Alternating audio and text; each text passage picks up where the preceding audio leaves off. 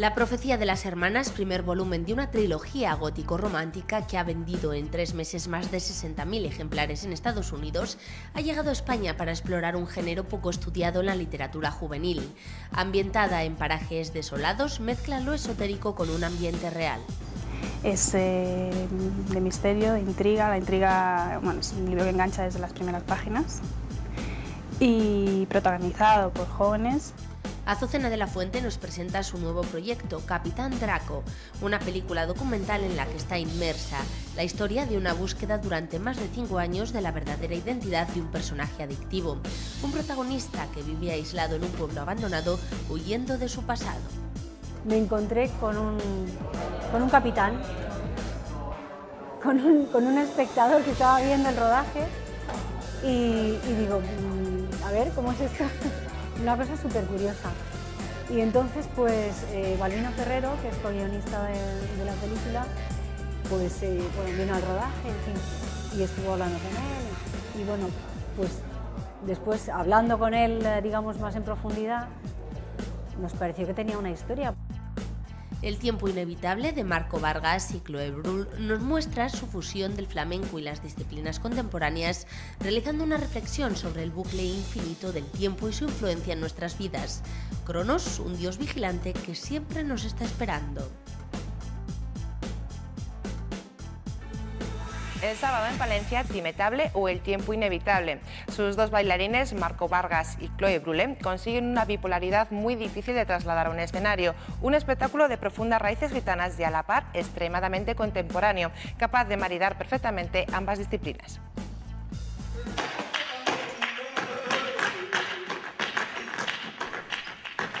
Una mujer y un hombre inmersos en una espiral de tiempo.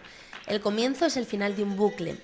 Atrapados en su tránsito, los deseos humanos serán modificados por Crono, que interactúa con ellos. Cruzan por estadios simbólicos, reflejando la influencia que el tiempo tiene sobre nuestras vidas, desde el origen mítico del concepto hasta el estrés contemporáneo, donde es alimento que se escapa.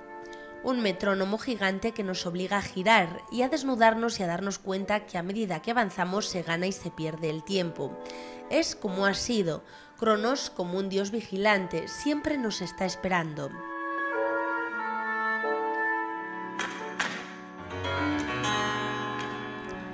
Como El tiempo inevitable, se presenta la última propuesta de los bailaores Marcos Vargas y Chloé Bruhl, una obra que se estrenó en la última Bienal de Sevilla, en la que ganó el premio Giraldillo a la innovación.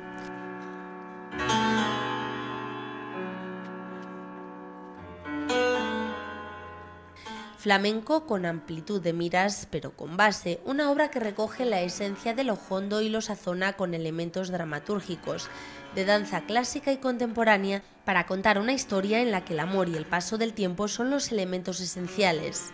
Soleá, tangos, martinete, trilla, saeta, pero reinterpretado de forma plástica, visual, con una visión muy personal.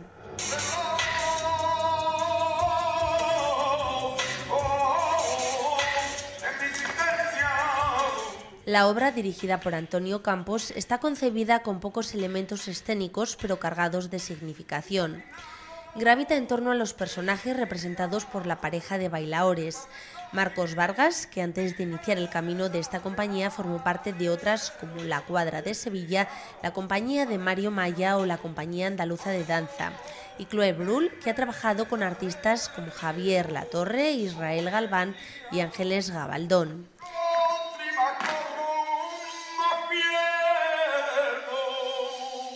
En el escenario hay un tercer protagonista, el cantaor Juan José Amador, que vuelve a demostrar aquí que es un auténtico animal de escena.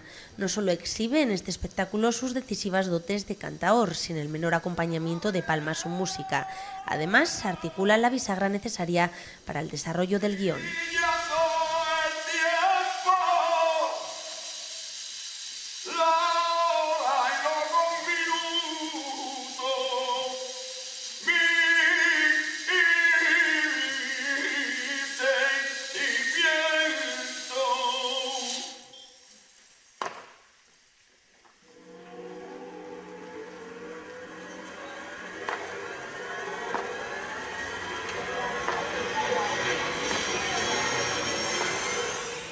La directora de cine vallisoletana Azucena de la Fuente ha trabajado durante 5 años en Capitán Draco, un trabajo en progreso que presentó en esta edición de la Seminci y que narra la historia de la búsqueda de identidad de un personaje adictivo que vive en un pueblo abandonado para huir de su pasado. ¿Querías algo, Josefina? Perdón, duquesa. No, si necesitas algo me llamas. Estoy abajo. Azucena de la Fuente vuelve al panorama cinematográfico con El Capitán Draco, una película escrita, dirigida y producida por ella misma. Algo en lo que no es nueva, ya que desempeñó los mismos roles en el premiado cortometraje Sueño de una mujer despierta. La nueva obra de esta polivalente vallisoletana pertenece al género del cine documental. Cuenta la historia de un personaje real que conoció por casualidad en un pueblecito de Guadalajara. Javier Armenteros, Draco, es un hombre que vive aislado en un pueblo abandonado, atrincherado en las sombras de su pasado y presente. Es que esto es como la búsqueda durante todo este tiempo de la identidad de este personaje, de un personaje adictivo, enigmático, misterioso, que se ha ido a un pueblo abandonado huyendo de su pasado. ¿Y quién es? Pues claro, si te lo cuento, la película se desvela, porque lo bonito de la película es que el espectador va descubriendo distintas etapas y distintas cosas y se va cada vez metiendo más en la historia. Capitán Draco comenzó a rodarse en 2004 y aún no está terminada. Esto es así porque el equipo encargado de la película ha tratado de sumergirse profundamente en la vida del protagonista, en su historia vital y en sus problemas. Fue un trabajo muy muy porque claro, estás hablando y tratando de sacar y extraer una información también muy privada, ¿sabes? De sentimientos muy personales, ¿no? Entonces con eso, como decía José Luis Guerín en Construcción, claro, ahí tienes que dedicarle un trabajo, una sensibilidad para no herir también la sensibilidad, valga la redundancia, de esa persona. Y luego además todo el trabajo de alrededor del entorno, o sea, de su exmujer con sus hijos, su familia de origen. También viajamos hasta Andalucía, porque el personaje es andaluz, de Jaén. Pues bueno, es que ha sido un trabajo de chinos. Llegamos a grabar 92 horas y tú imagínate, Daniel, 92 horas, reducirlo a 90 minutos. Realmente es un trabajo que hay que hilar muy fino. El largometraje se presentó este año en la Seminci como un work in progress con el objetivo de observar la acogida y la respuesta del público.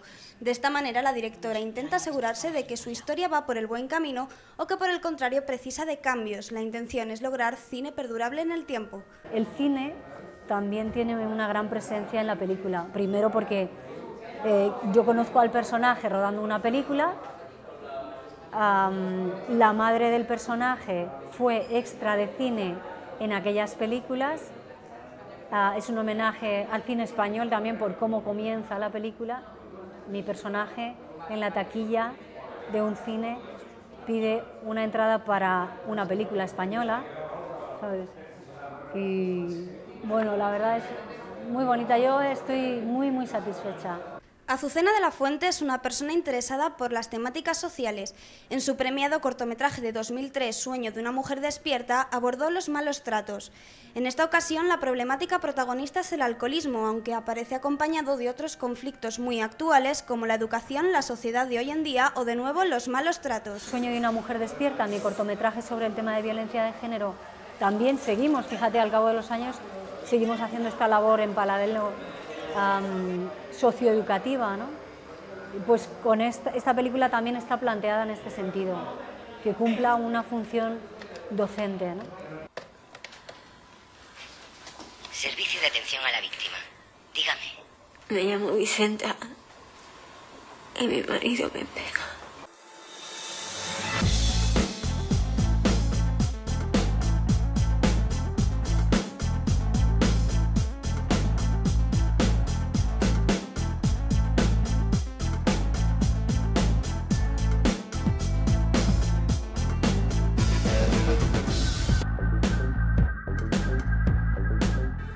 Al director de cine estadounidense Samuel Fuller se le puede definir como visceral, seco, con carácter, igual que sus películas, que ahora podemos ver en diferentes ciudades de Castilla y León, en un ciclo que recoge sus mejores largometrajes, como la que vemos en el día de hoy, Corredor sin retorno.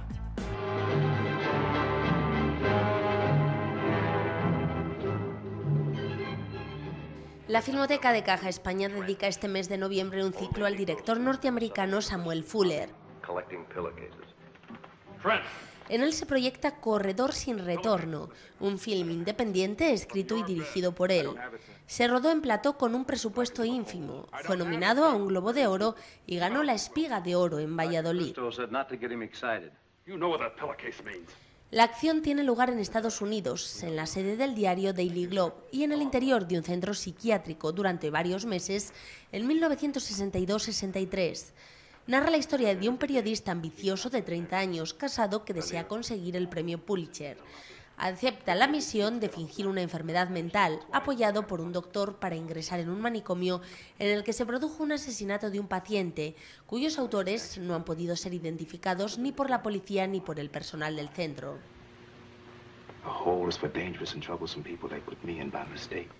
La película propone una seria reflexión sobre los límites del periodismo de investigación, la desmesura de cierto periodismo sensacionalista y las prácticas inhumanas de algunos centros psiquiátricos.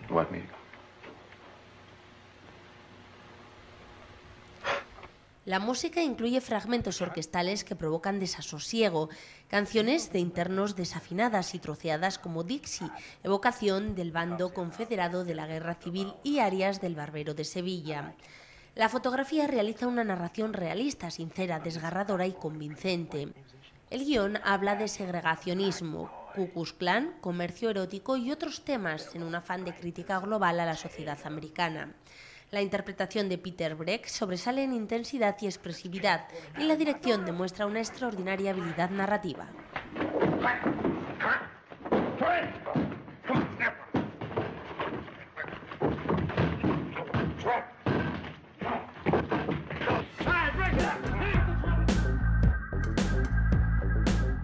Si os leéis el libro La profecía de las hermanas, averiguaréis el enigma de la profecía que durante generaciones ha enfrentado a unas hermanas con otras.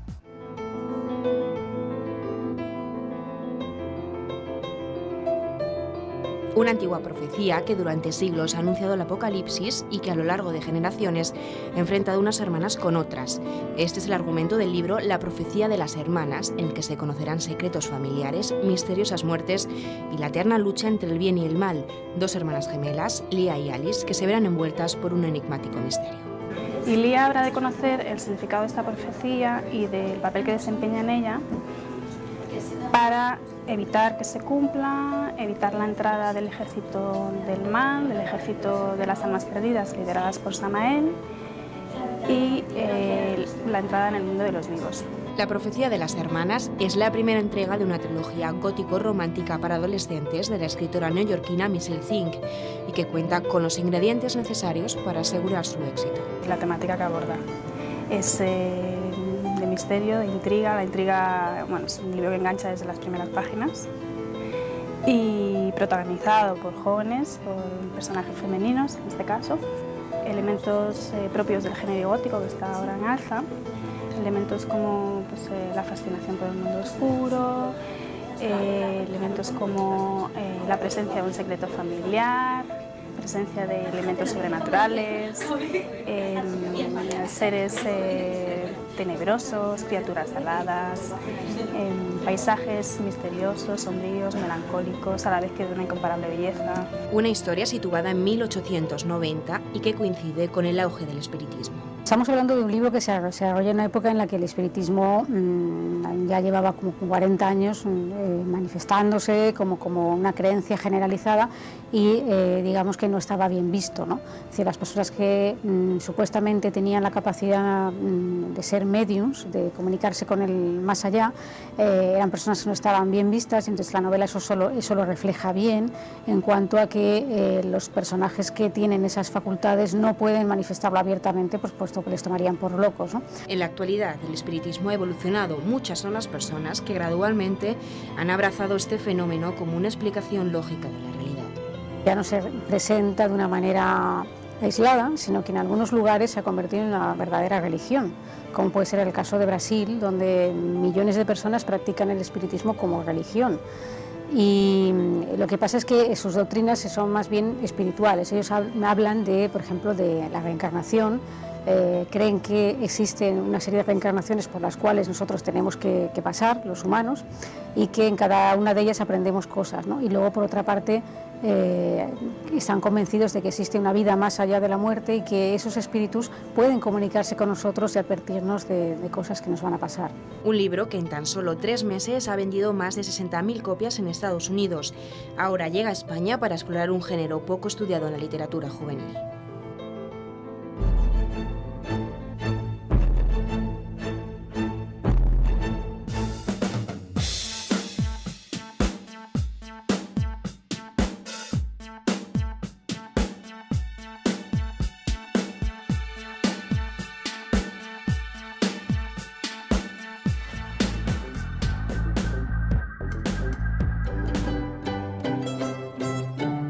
El modelismo naval es el arte de hacer modelos de buques y embarcaciones a escala reducida. El modelismo naval es una de las pasiones que tanto nos llena y hace posible de que podamos traer aquí al público en general, y en este caso aquí en Olmedo, podamos traer piezas que si no fuesen por esto del modelismo naval no se podrían ver, como son estas piezas del siglo XVIII. En algunas piezas, unas réplicas exactas, como son el Santísima Trinidad o la nave del Descubrimiento, que tenemos también aquí en la exposición. Esta exposición lleva por título Una ventana al mar y nace del trabajo y la experiencia de 2 modelistas navales, Juan Manuel Cabezas y Luis Andrés Galván, junto con aportaciones de la Asociación de Amigos de Modelismo Naval de Sagunto y el Museo del Tratado de Tordesillas. El modelismo naval tiene distintas disciplinas, tiene el vapor vivo, que es una de las piezas quizás más costosas, o los barcos en botellas, que tenemos aquí también, que podemos ver posteriormente. Y bueno, el hecho de que se haga esta exposición de Una ventana al mar no tiene otro fin de divulgar el modelismo naval y cultivar a nuevos modelistas que se sientan apasionados por este arte. Buques del siglo XVII y XVIII, armada de guerra, faros, vela deportiva, vapor vivo, dioramas y la típica pregunta: ¿cómo se mete un barco en una botella? ¿Cómo se mete un barco dentro de una botella? Esa es la primera pregunta, claro. Y se suele hacer el chiste, ¿no? Dice, no, se rompe la botella por abajo, se mete... No. Bueno, la verdad es que es un trabajo realmente complejo, un trabajo muy difícil, porque hay que pensar que todo tiene que entrar por el cuello de la botella y por el diámetro interior de esta. Y una vez que metemos lo que es el barco, que ya previamente se ha construido en el exterior, hay que pegar, inclusive aparejar el barco mediante una serie. Estas herramientas que vemos aquí, tenemos aquí 2 herramientas, son unas pinzas y unas tijeras y unas herramientas que utiliza el modelista para poder trabajar dentro de la botella.